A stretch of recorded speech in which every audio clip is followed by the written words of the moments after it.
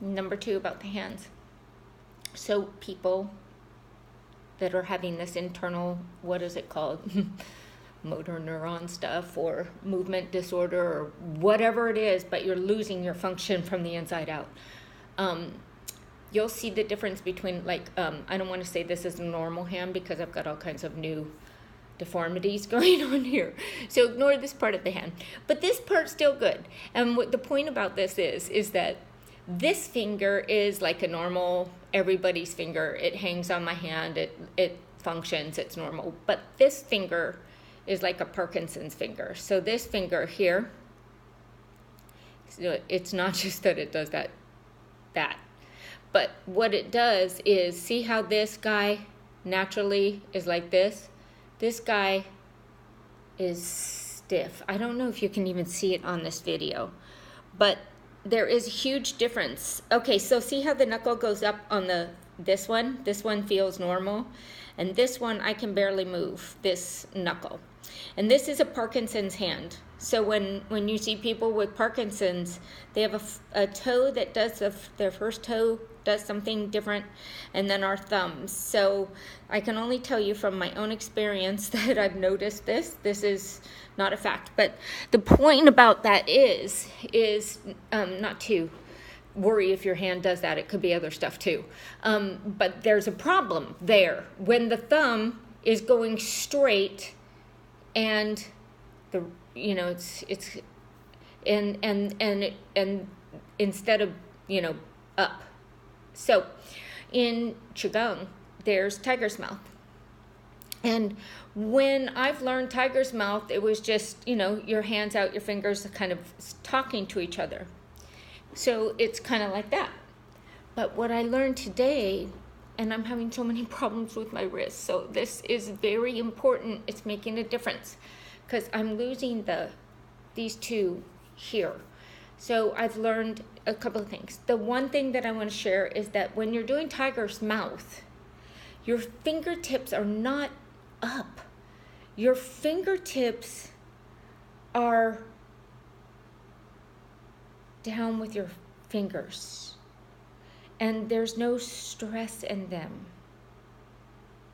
And we're going to have to ask Guma for clarification if I have this wrong. But that's one thing that we need to learn from Guma and really get in there. Because whatever she had told me, and this is the state of my affairs right now. I had something great to tell you, and I can't remember what it was, right? But it is about this. I was doing so much when I was bringing my hands up. I was really, using these fingers. And these fingers are supposed to be, these hands, everything in you.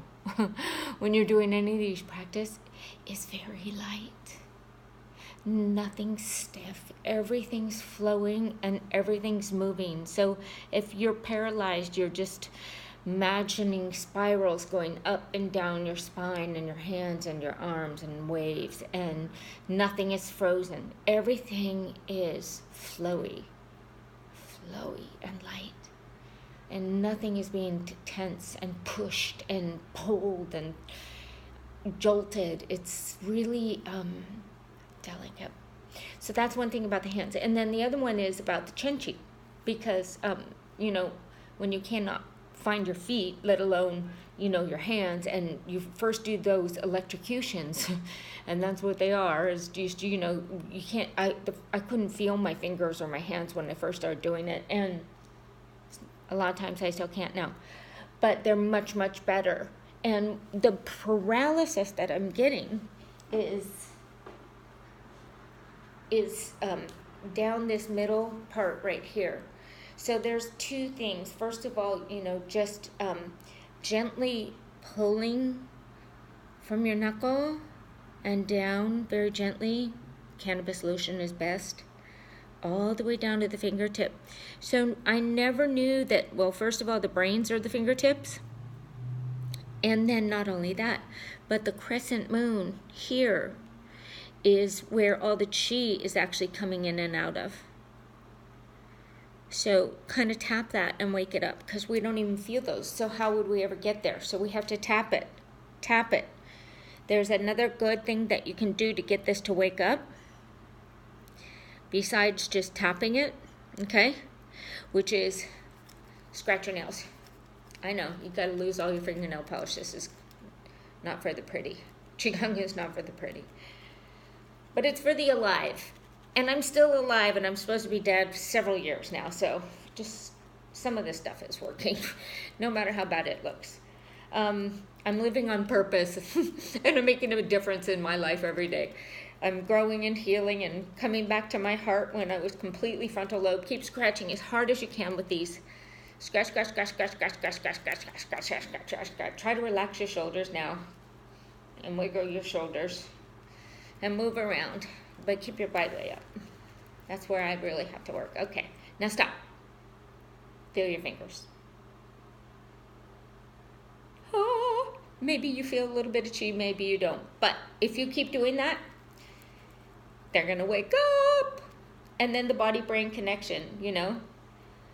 Left hand, move, open, close, open, close. Like, pay attention. Right hand, open, close, open, close. Like, get your brain and your hands connected. So when you go to do something, you might have to, if you're having trouble walking, you know, you just get out of bed very slowly and go left leg up, left foot on the floor, heel, toe, corners, arches, all the way up the hip. Okay, right leg out, foot on the floor, knee, heel, toe, arches, toes. Okay, now, if you're having trouble with the leg part, you know, in the walking, right foot up, heel, toe, left foot up, heel, toe. Even if you have to hang on to someone or a walker or have someone help you, but that's how you reprogram your brain body. Right foot, heel, toe. Try to feel your feet. Left foot, heel, toe. Try to feel your feet. So before you start anything, you know, we got to get these fingers and these feet to work. So I was going to talk to you about Qin Chi, but more importantly, let's talk about getting some Qigong, or some feelings in our feet. So just sit there and tap, tap, tap, tap, tap, tap, tap, tap with your feet as much as you can. Now try to relax your spine.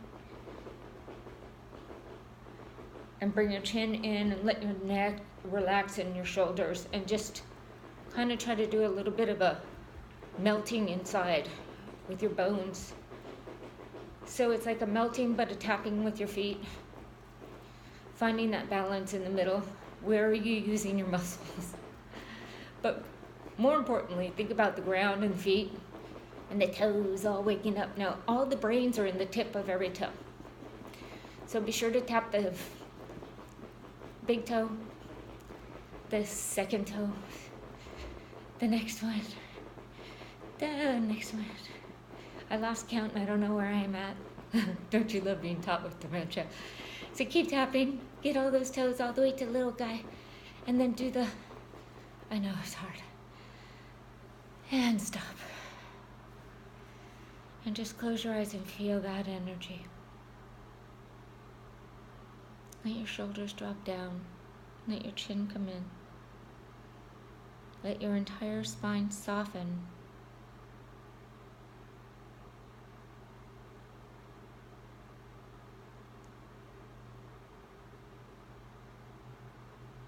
And relax.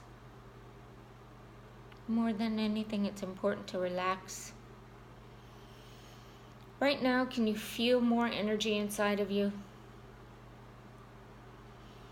More aliveness deep inside. Just from that.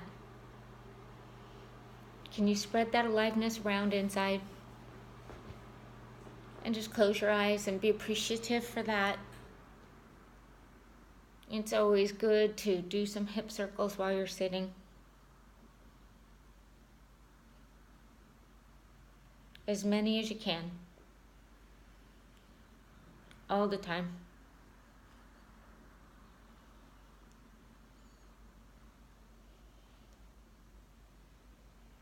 Breathing into the vagus nerve as deep as you can.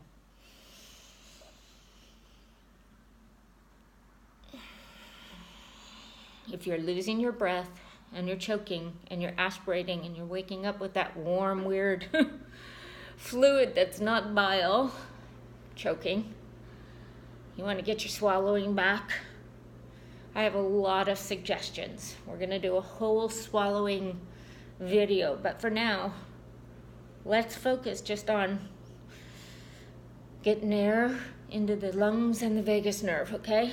Get it down deep in your belly.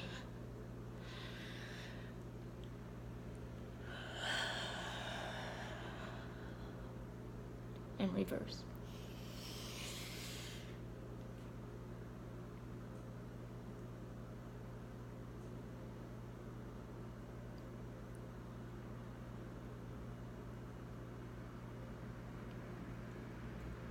Swallow down air until you almost pass out. And you'll see where your blood flow constriction is. I don't think anyone else will know this. So you've done a few hip circles, or at least watched and imagined. And now, deep breath in, deeper, swallow it. Bring all the G down. Deep into your belly, let your belly push out. Hold it, push out. Relax. Push out. Relax. Push out. Let go. That's the first time you got some air with your vagus nerve if you have some of the traumas that some other people I know have.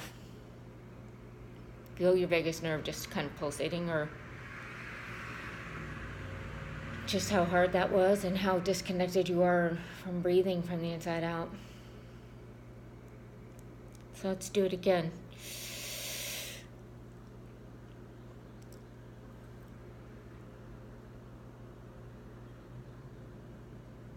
Push up.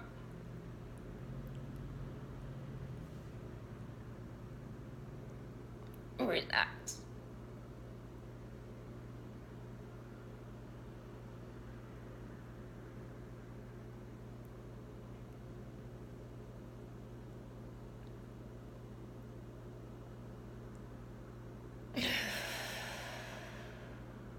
Let go.